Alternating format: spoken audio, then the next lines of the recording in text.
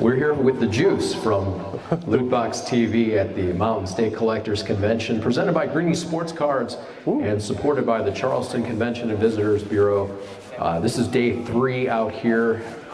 Friday, we were out here setting up and then with the show, and then Saturday, a lot of people from the area came through, and this is day 3 as we concluded at 3 p.m. And Juice, we appreciate you coming out and spending a couple minutes with us today. You've been here all weekend. I have. First of all, tell us about Lootbox TV. Sure, yeah. Lootbox TV is a YouTube channel where we open very expensive wax at times, but now I've gone away from opening and I really focus on the buying and selling in the hobby.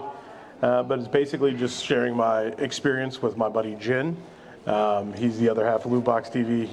Him and I started opening up a ton of product, and now we're trying to transitioning kind of away from that. We still do it, but it's more of buying and selling right now. So you have Gin and Juice. Yep, there you go. I appreciate that, the play on words. How did you become the Juice? It's a nickname that I've had since I was like 10 years old. I played football younger, and in high school, they kind of made a joking reference to Juice, and it kind of just stuck, and yeah, it's a high school nickname for sure. Very cool. What is your earliest memory of collecting? What is that first piece when you go way back to the nostalgia factor of it? What was it that crystallized this love for the hobby for you? Yeah, 1994, collecting Ken Griffey Jr. 90s cards with my grandfather. That's really when collecting started. It was really big into baseball in the 90s. Then around the end of 99, going in 2000, Pokemon took over my life. And I did like Pokemon tournaments, played the card game growing up, and then got out of collecting a little bit when I became a teenager, and then picked it back up in my mid-20s, slowly but surely. And then in 2018, decided to reshift the focus of the YouTube channel to start more with collecting and opening packs. Then I started opening up Magic and Pokemon packs, and then I realized, hey, if I get someone else to help me with this, I can be more consistent with opening up product and everything else. And that's when I got my buddy Jin involved, and then we really just started growing the channel from there. So you mentioned getting back in 2018. There's a clear delineation in the hobby when COVID hit, and it sort of turned into this rocket fuel. Talk a little bit about pre-COVID in 2018 when you were starting out and getting back into it, and then where we are now as an evolution. Yeah, when I got back into it, it was more about a chase of certain Pokemon packs and Pokemon cards. Right around, I want to say 2016, 2017, Pokemon started picking up steam again. Then they released a set called Evolutions. And that's like a throwback to the 90s, and that kind of like brought back the nostalgia for me. The cards looked the same. There was Charizard, things like that. And then I slowly got back into, I found these vintage packs, and I was usually able to get vintage packs for like $30 a pack. And now the same packs I got for $30 slowly went up to $50, then it went up to $175, then it became like $400 a pack. And over time, it started growing into that. Right when COVID hit, it was kind of funny. I stopped opening up Pokemon because it got too expensive, and I was like, I'll go over to sports cards. It's a little bit more affordable. And I loved, obviously, sports cards in the 90s, and I started ripping sports cards, and then all of a sudden, I want to say like early 2001, or 2021, it just took off. Absolutely took off. And no matter where I went, everything got expensive. And then over time, it was... it's always a blast, ripping and pulling that card that you want to chase. Then it slowly became, hey, I wasn't really pulling crazy amounts, so we wanted to switch it up. Now in 2025, I guess, 2024 is really when we decided to switch up the content, and then 2025 is now all about the buying and selling aspect of it, really. Historically, there's been a separation of genres in sports and TCG. But here at the Mountain State Collectors Convention and many other shows across the country, there seems to be much more crossover and much more of an acceptance of just collectors in general. And not so much I collect sports cards or I collect trading cards, but more of an embrace of memorabilia in general. Yeah.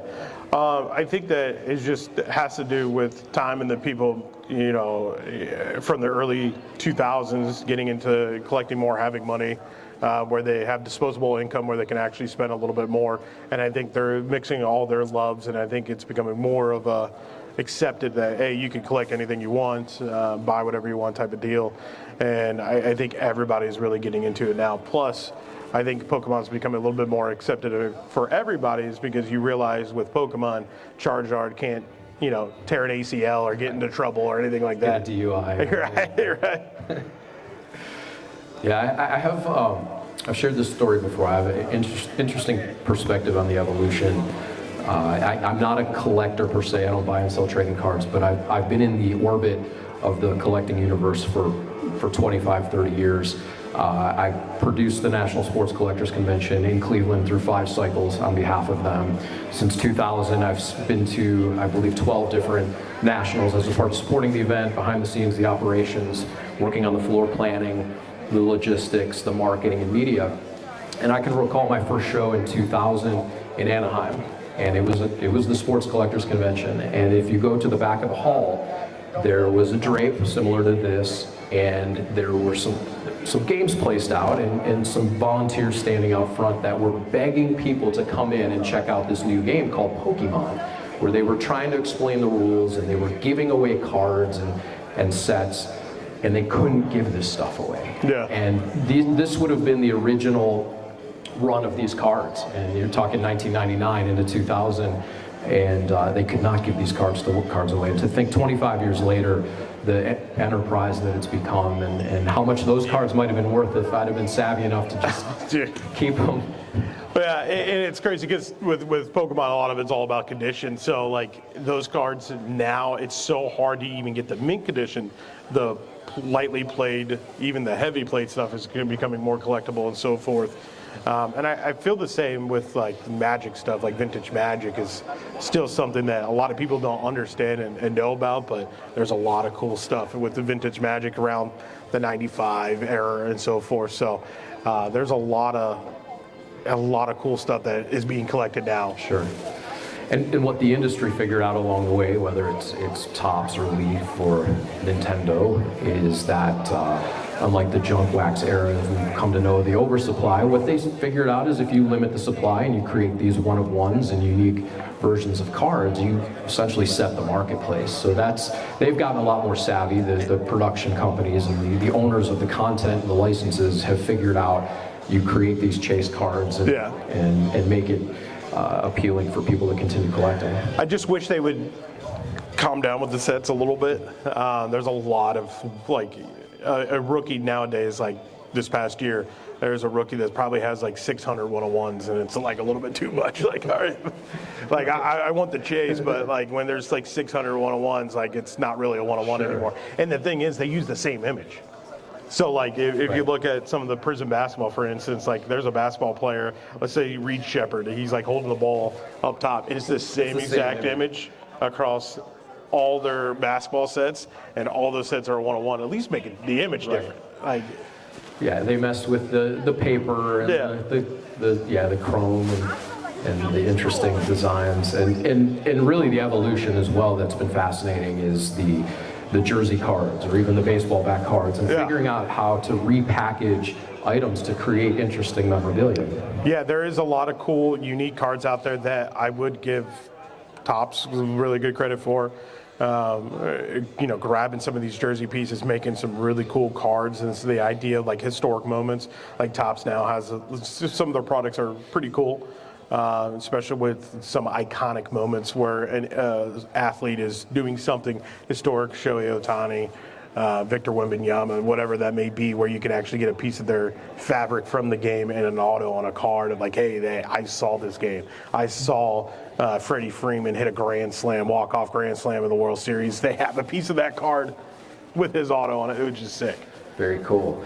So you've lived around the country, you've traveled around the country, you've been to many, many shows. What is your first memory of a show, of a collector's event? Well, I guess like the first time I ever been to a show was for like a Pokemon tournament when I was a kid in the early 2000s.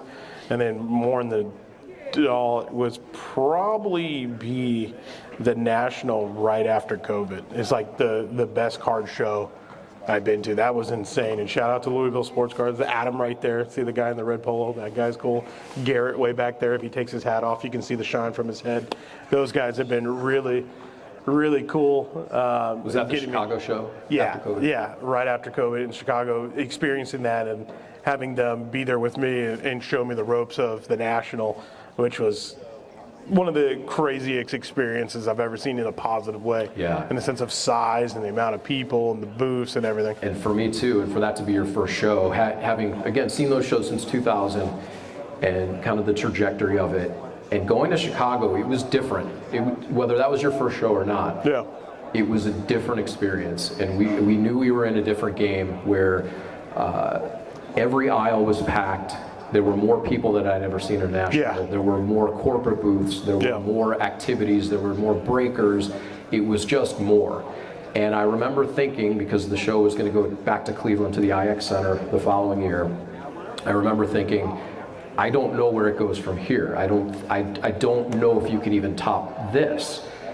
And it did. There were more people and more booths and more stuff in Cleveland, and now it's coming back to Chicago in that Yep. space, and the footprint is even grown, and the layout, and now with a little bit of post-COVID experience under the producer's belt, they've laid that show out a little bit differently and figured out how to accommodate that many people. And so it'll be really interesting this year in Chicago to see where it goes. Yeah, and I got my VIP ticket. I'm there.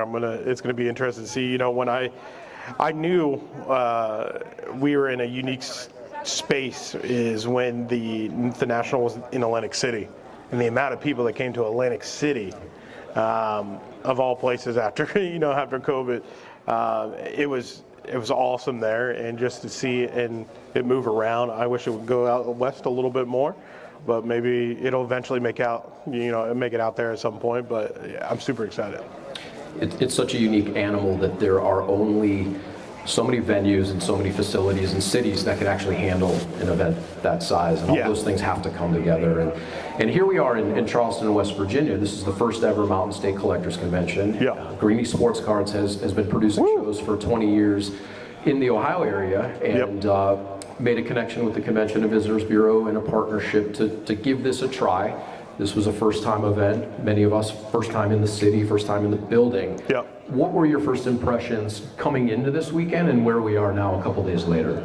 You know, I've seen a lot of shows start for the first time, and this has been one of the best laid out shows, one of the best planned shows, one of the best advertised shows, and I think over time it's going to continue to grow. I've seen other shows where it was in a room 1/4 the size of this, end up being 3 times the size of this room. So I think that definitely has the possibility, and I think it's a great location. And I think next year when it happens again, we're going to see a tremendous turnout. I would agree with that. I think the city itself, we want to shout out the Convention and Visitors Bureau of Charleston and the Charleston Convention Center and Coliseum, and really just the partners that have embraced this, and the overwhelming response from vendors but particularly residents and people that live within an hour and a half have just graciously thanked Greenie and the production team of taking that risk and bringing a show here. And I can't wait to dig in for next year, because you got to plant your flag and establish it and then really grow it. And fundamentally, you can't do it without the partnership of the vendors, dealers, exhibitors. This doesn't exist without them committing as well and bringing their product and participating. 100%. And GA Grading is one of those key partners as well. And really appreciate you guys and appreciate you being here, and we can't wait to do this again. Absolutely. Fantastic. All right, that's been The Juice from Lootbox TV. We're out here at the Mountain State Collectors Convention, presented by Greenie Sports Cards in partnership with the Charleston Convention and Visitors Bureau. Before we jump, let everybody know where they can find you on the socials. Instagram, YouTube, X now, they call it TikTok, everything Lootbox TV. So thank you. Appreciate it.